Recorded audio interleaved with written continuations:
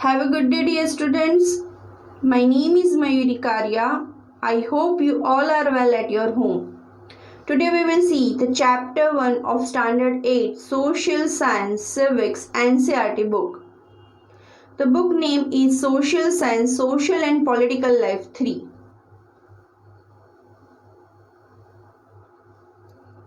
In this we will see the first chapter of Unit 1, the Indian Constitution. So let's start Unit 1. Chapter 1, the Indian Constitution. You know very well what is the Indian Constitution, okay? In this chapter, we are going to begin with football, a game many of you have probably heard of or even played. As the name suggests, this is a game that involves the player's feet.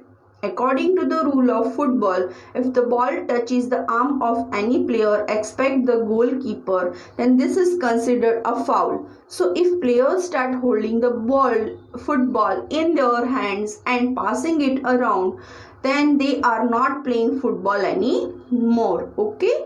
This one is the game of a rule. Similarly, other games such as hockey or cricket also have rules according to which they are played. Each of these rules helps define the game and helps us distinguish one game from another. As they are fundamental to the game, we can also call them the constitutive rules of the game. Like this game, a society also have constitutive rules that make it what it is and differentiate it from other kind of society. In the large society in which different communities of people live together, these rules are formulated through conscious and in modern countries this consciousness is usually available in written form. A written document in which we find such rule is called constitution. Okay, so we are also having a constitution, and India's constitution is world's largest constitution, world's largest written constitution. We have looked at the Indian constitution in class 6, 7 in our social and political life textbook. Have you ever wondered why we need a constitution or been curious about how the constitution got written or who wrote it? In this chapter, we will discuss both these issues and also look at the key feature of the Indian constitution. Each of these features is crucial to the working of democracy in India, and some of these will be the focus of different chapter in this book. Why does a country need a constitution? Here is the Assembly of Indian Constitution. Today, most countries in the world have constitution, while all democratic countries are likely to have a constitution. It is not necessary that all countries that have a constitution are democratic. Our Indian constitution is a democratic. Okay, the constitution serves several purposes. First, it lays out certain ideals that form the basics of kind of countries that our citizens aspire to live in. Or put another way, a constitution tells us what the fundamental nature of our society is. Okay, so means for our country, whatever the rules has been decided, that is, a country is usually made up of different communities of people who share certain beliefs but may not necessarily agree on all issues. A constitution helps serve as a set of rules and principles that all persons in country can agree upon as the basic of the way in which they want the country to be governed. This include not only the type of government but also an agreement on certain ideals that they all believe the country should uphold. Okay, so means whatever means constitution shows the principle or the ideology of the country or the society. Okay, here in this picture they have mentioned in 1934 the Indian Congress made the demand for constituent assembly. during the Second World War, this assertion for an independent constituent assembly formed only of Indian gained momentum, and it was convinced in December 1946. The photo on page 2 shows some member at the Constituent Assembly.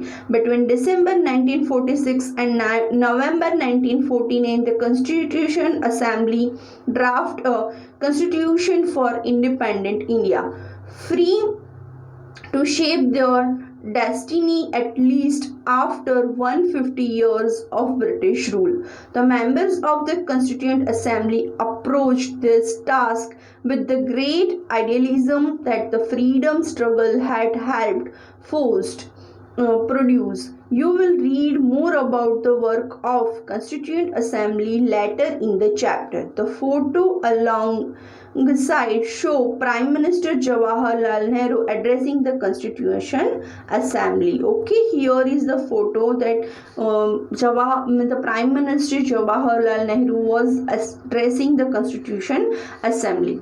So means what is Constitution? How it has been enforced? Which people? What are the people they have? Means on which basis the people have taken the step to constitution to constitute the Constitution.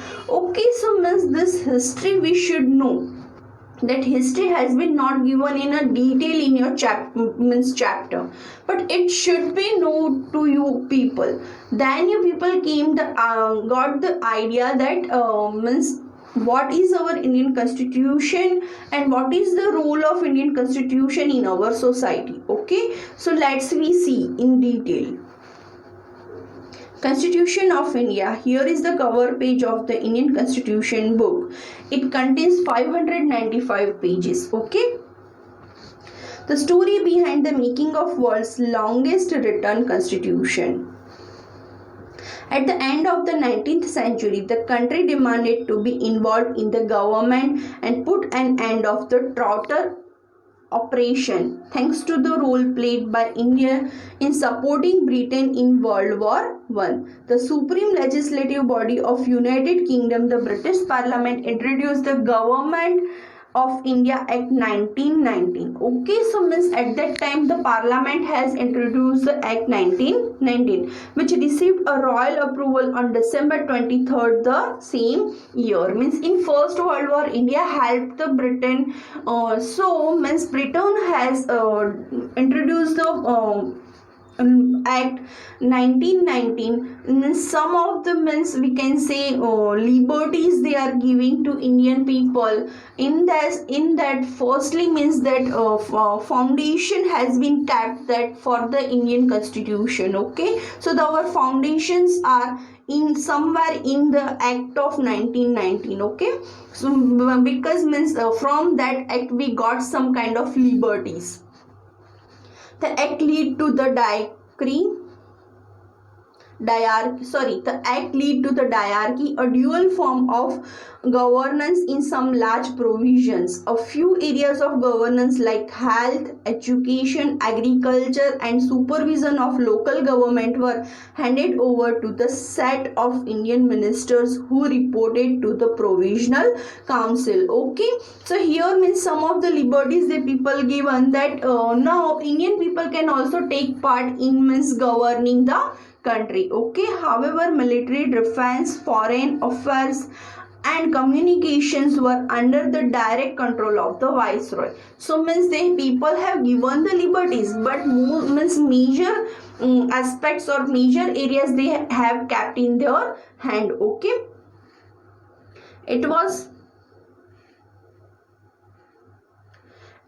promised that the act would be revised after 10 years by a special commission, and thus informed Simon Commission arrived in India in 1928. So to revise that act and to means update that act, Simon Commission came in India. But people know that Simon Commission was sent by the British government. There was no means member of Indian people from India, no member has been included that Simon Commission. So somehow that was means we can say injustice commission. That's why people have been protest against that commission. The Simon Commission looked at the constitutional reforms and revived the Government of India Act 1919. The Simon report was published in 2 volumes in 1930, which was called Not Final, following the constitutional deadlock.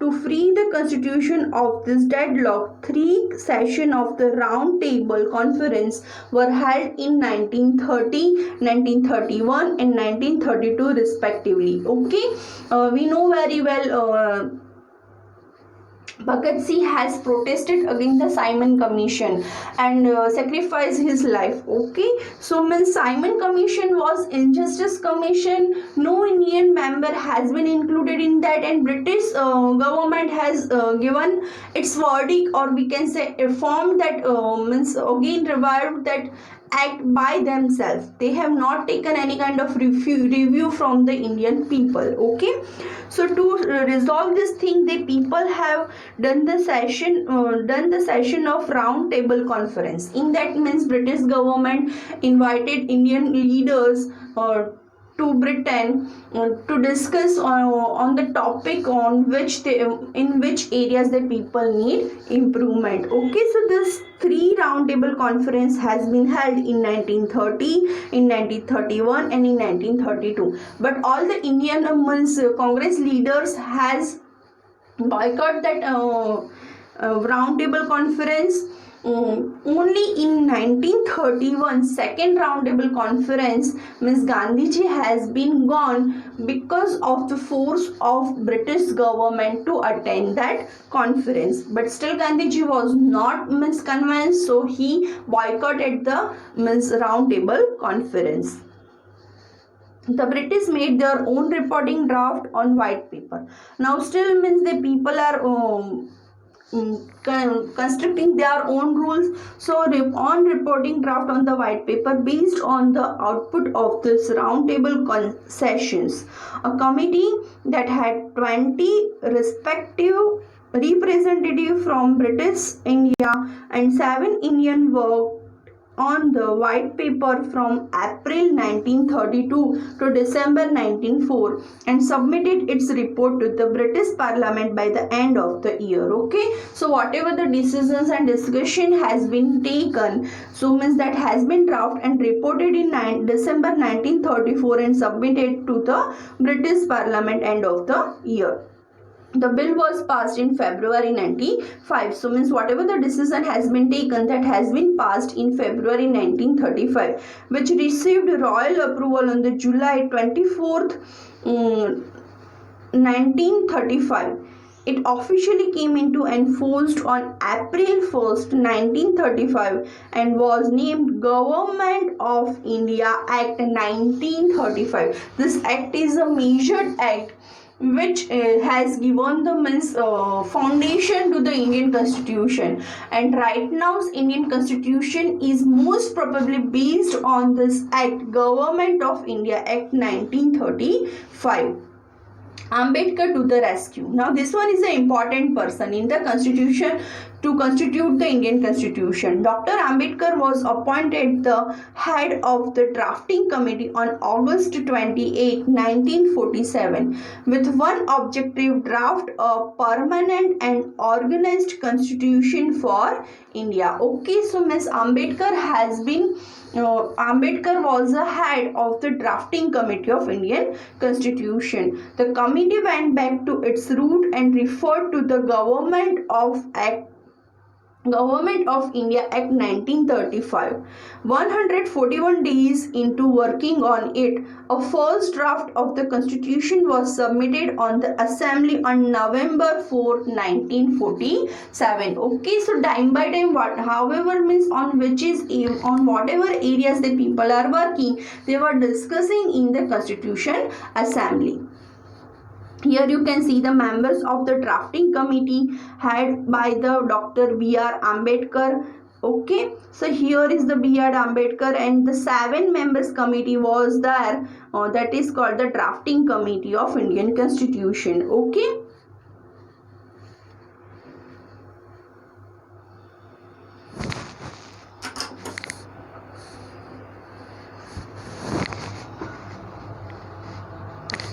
The basic 5 lines of the principle the committee confined itself to were the country being a republican state, a parliamentary form of government, a federal structure, fundamental rights, and independent judicial branch. Assembly session took place 166 days. Okay, so to constitute the assembly, the days has been taken 166 days for a period of 2 years, that were also open to the public after the plethora of discussion, amendments, and hard work on January 24th, 1950. 616 signatures were made by 308 members of the assembly on the 2 hand-written copies, Hindi and English, of the final draft of Constitution of India. So to construct the Indian Constitution, it has been taken